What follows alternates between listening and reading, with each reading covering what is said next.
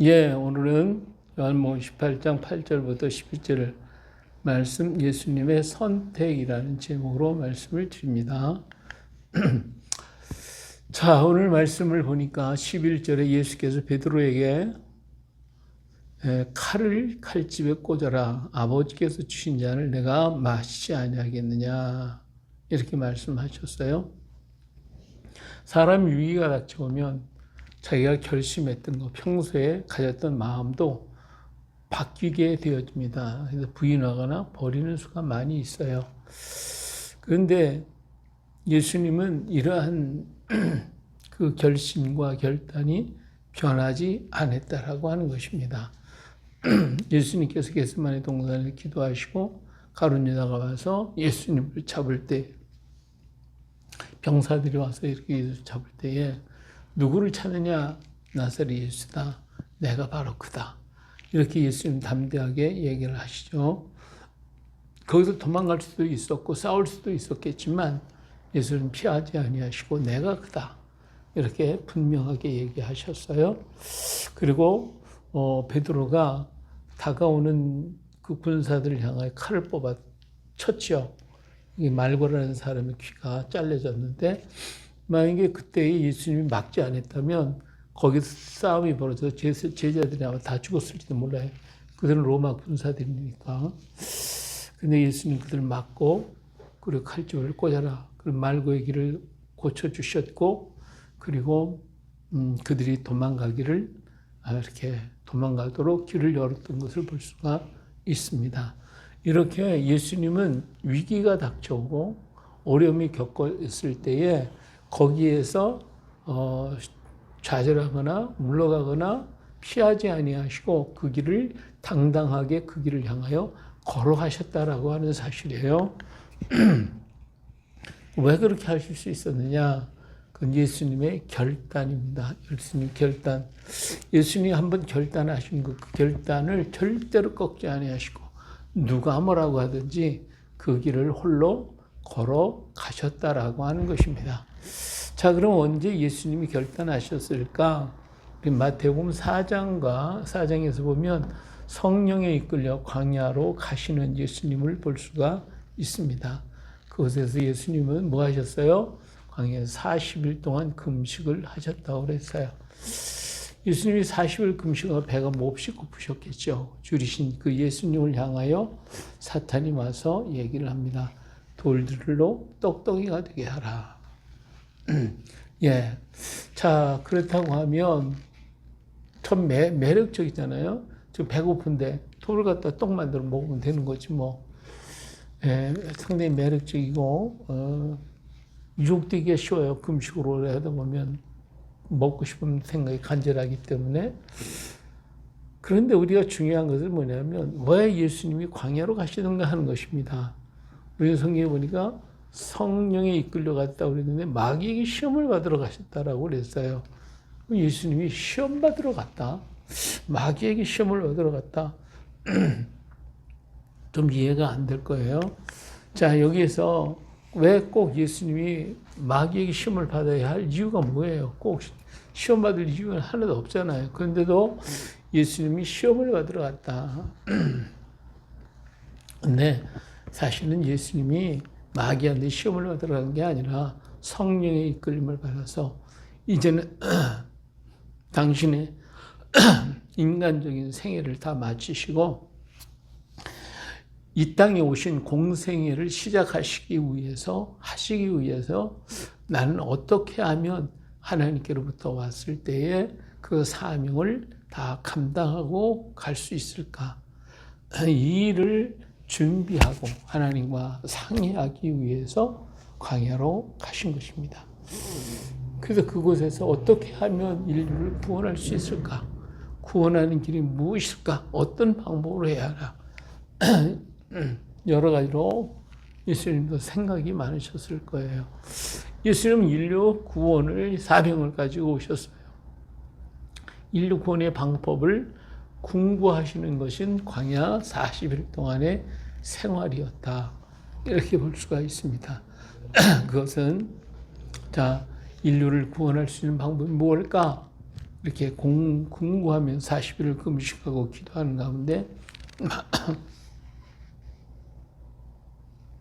마귀는 와서 얘기를 하죠. 사람 배가 부르면 경제적인 문제가 충족이 되면 자기 모자란 것이 채워지면 그러면 잘 따를 것이다. 그래요. 세상은 경제적인 문제예요. 배가 고프면 아무것도 안 되는 거예요.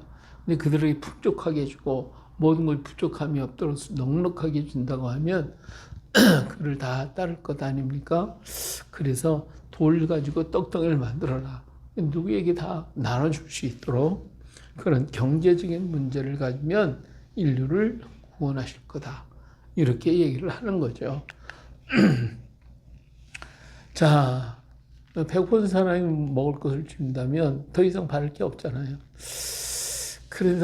그랬는데 예수님 곰곰이 생각해 보셨어요.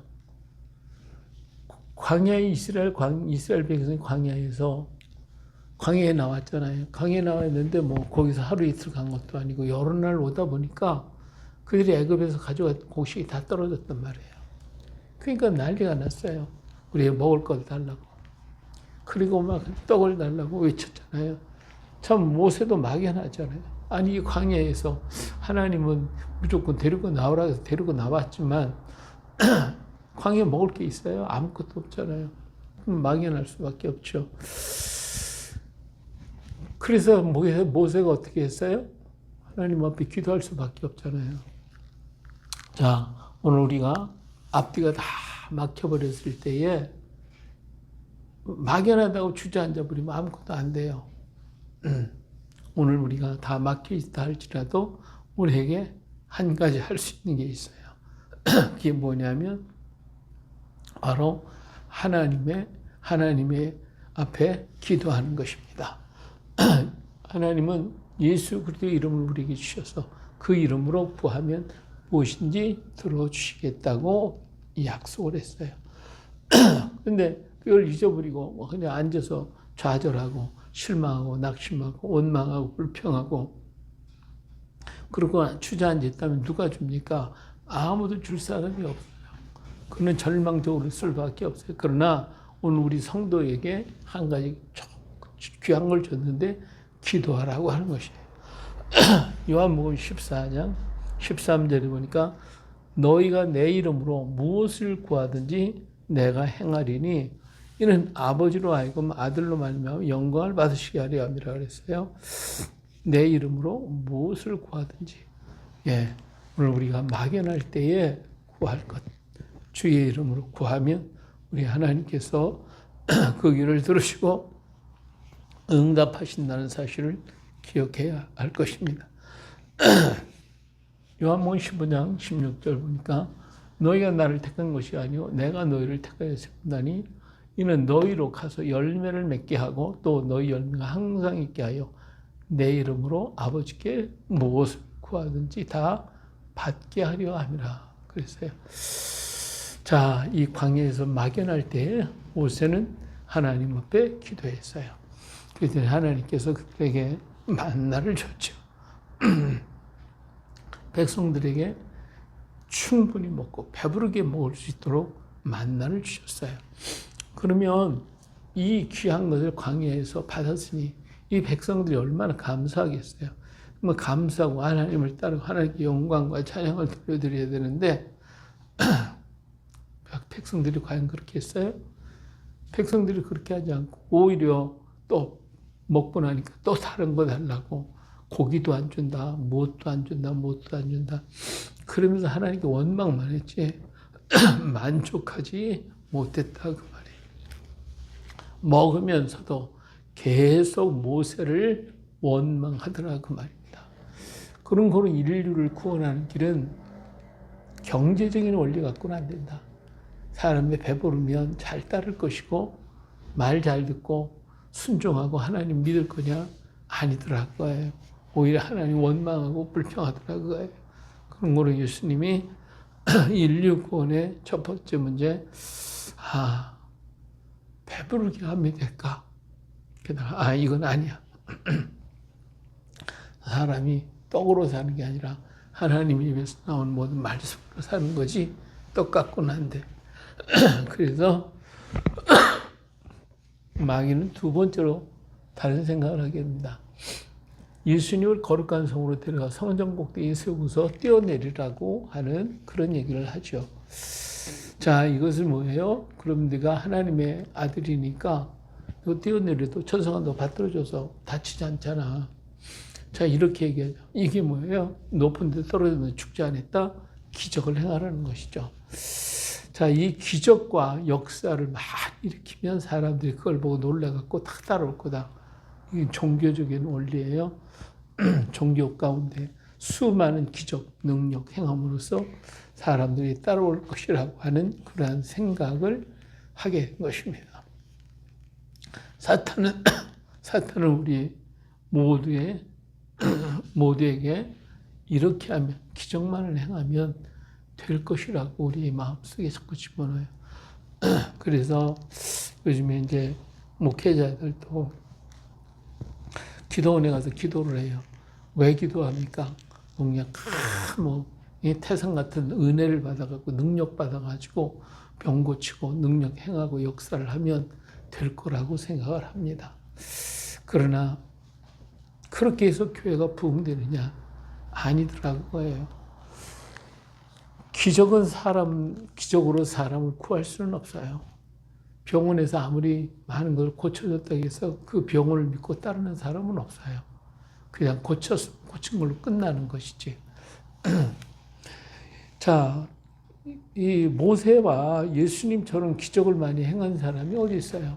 모세는 홍해바다 그냥 건너가게 했죠. 물이 바다에서 물이 나오게 했죠. 만나무에 추락에 줬죠. 예수님 어때요? 죽은 자 살렸죠. 이렇게 엄청나게 많은 일들 하셨는데도 불구하고 사람들이 모세를 따르고 예수님 따랐나요? 오히려 대적하고 예수님을 죽는데 내놓는 일을 하지 않았어요? 모세를 향한 백성들도 마찬가지예요.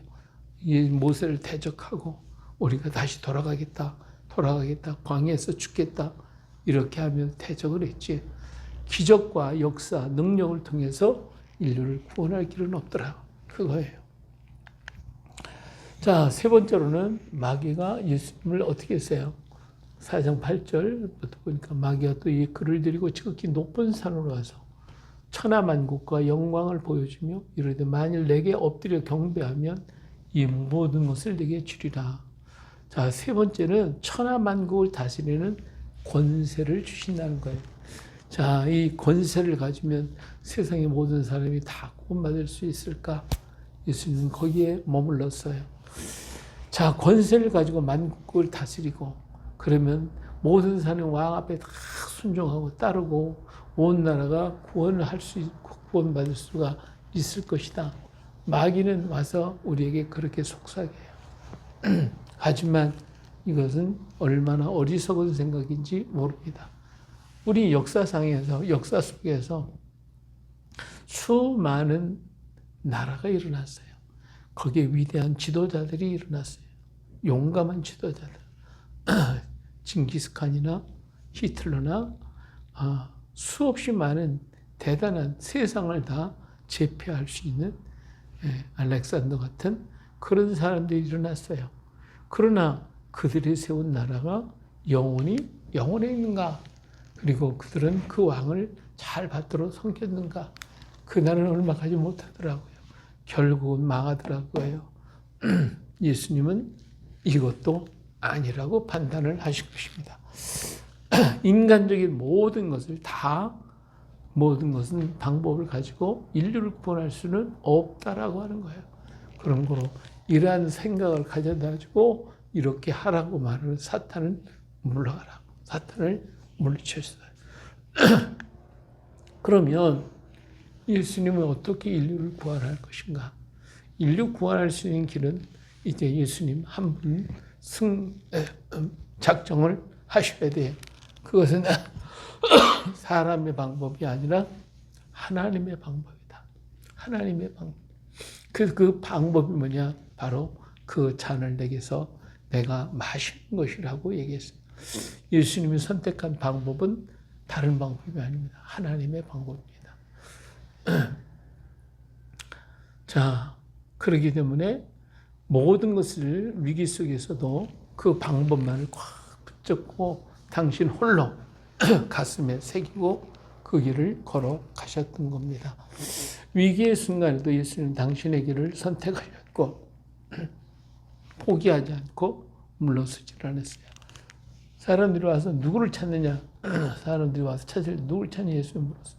나사렛 예수나. 그럴 때 내가 그다 하고 분명하게 자신을 드러냈어요. 이런 담대한 용기, 주저하지 않는 용기, 그것은 오직 사랑의 힘이었다.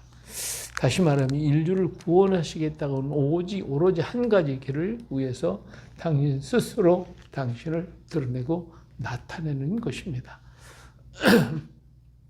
근데 이러한 것은 전체가 다 뭐예요? 하나님의 방법인데 하나님의 방법은 다른 거 없어요. 하나님의 방법은 사랑밖에 없어요. 그래서 사랑의 방법으로 인류를 구원할 수 있고 그 길밖에 없다고 판단하신 예수님은 내가 그다 하고 당신을 드러낸 것입니다. 목적과 뜻이 있는 사람은 이렇게 용감할 수 있습니다. 그리고 자신을 드러낼 수 있는 용기, 그것을 가질 수 있게 되어지는 것입니다. 자, 오늘 말씀 시몬 베드로가 칼을 가진 그것을 빼어 대제사장의 종을 쳐서 오른편 귀를 베어버리니 그 종의 이름을 말고라. 예수께서 베드로더러 이르시되 칼집에 꽂아라 그랬어요. 예수님의 방법은 칼로 싸워서 얻는 것이 아닙니다. 예수님 방법은 세상이 알 수 없는 방법입니다. 그것은 오직 하나님의 방법, 하나님의 방법은 하나님은 사랑이시기 때문에 사랑 그것이 그 자체인 것입니다. 그래서 예수님은 베드로에게 칼을 집에 꽂으라고 하신 것입니다. 세상은 칼로 승리한다고 하지만 하나님은 칼로 쓰는 자는 칼로 망한다고 그랬지 칼로 승리한다라고 하지 않았습니다. 세상을 이길 수 있는 것은 오직 하나님의 방법밖에 없습니다. 그 방법이 힘들고 어렵지만 그것이 쓴 잔이지만 내가 그것을 마시겠노라고 예수님은 말씀하고 계신 것입니다. 바로 이것을 마시기 위해서 힘들고 어려운 고난 이유, 그 고난을 이길 수 있는 것은 바로 하나님의 사랑 그 자체라고 하는 것을 알 수가 있습니다. 인간을 구원할 수 있는가? 그것은 부유함도 아닙니다. 기적을 행하는 것도 아니고 권력으로서 하는 것이 아니라 인류를 구원할 수 있는 단 한 가지 방법은 오직 사랑밖에 없다라고 하는 것이죠. 예수님은 40일 금식 기도를 하신 이후 홀로 당신의 가슴 속에 이 사랑의 길을 선택하고 그 길을 향하여 홀로 걸어가신 것입니다. 우리가 세상에서 어떠한 일을 보더라도 우리의 방법, 세상의 방법 가지고 그 상대방을 이길 수 있고 넘어뜨릴 수 있고 그들을 제압할 수도 있지만 그러나 그들을 정말 구원할 수 있는 길은 없어요. 오직 그 길은 칼도 아니고 부도 아니고 힘도 능력도 아닙니다. 오직 사랑밖에 없다라고 하는 것. 그래서 인류의 구원의 길은 단 하나, 하나님의 사랑, 예수 그리스도의 십자가의 사랑밖에 없다라고 하셨습니다. 그래서 예수님은 그 쓴 잔을 마시겠노라고 그 길을 가겠노라고 얘기합니다.